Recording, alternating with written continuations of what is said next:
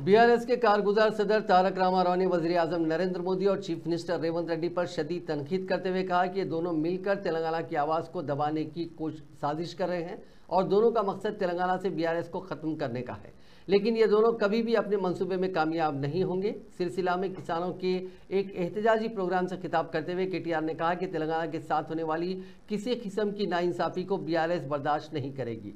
गुज़िश्ता 10 वर्षों के दौरान इख्तिदार में रहने वाली बीआरएस हुकूमत वक्तन फ़ौक़तन पार्लियामेंट और पार्लियामेंट के बाहर भी मोदी हुकूमत की मुखालिफ अवाम पॉलिसियों के साथ साथ तेलंगाना के साथ जारी नाइंसाफ़ियों पर भी आवाज़ उठाई और हर वक्त मरकज़ पर दबाव डालते हुए तेलंगाना के लिए ज़्यादा से ज़्यादा प्रोजेक्ट्स हासिल करने की कोशिश की।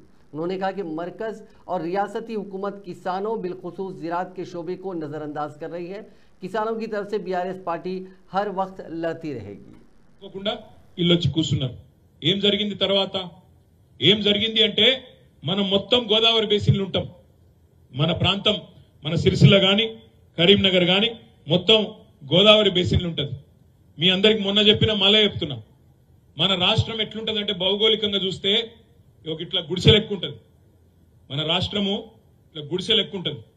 ఈ గుడిసె దిక్కు ఒక కిందికేమో ఒక బందుకు కిందికెళ్లి గోదావరి వారుతుంది, ఇంకో బందుకు కిందికెళ్లి కృష్ణా నది వారుతుంది, మధ్యలో ఇట్లా మొత్తం తెలంగాణ భౌగోళికంగా ఉంటది.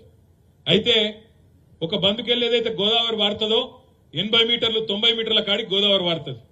ఇటు కృష్ణనేమో 100 మట్టం మీదకెళ్ళి చూస్తారు, అందుకే ఎవరు ఎక్కడున్నారు అనేది. అందుకే ఇవాళ మాచారెడ్ల వాన పడితే ఆడ పలంచ మరి ఇక్కడ వాగు వంగితే పలంచి వాగు వంగితే ఆ నీళ్లు మానేర్లకు వస్తాయి, మానేర్లకెళ్ళి కిందికి వస్తాయి.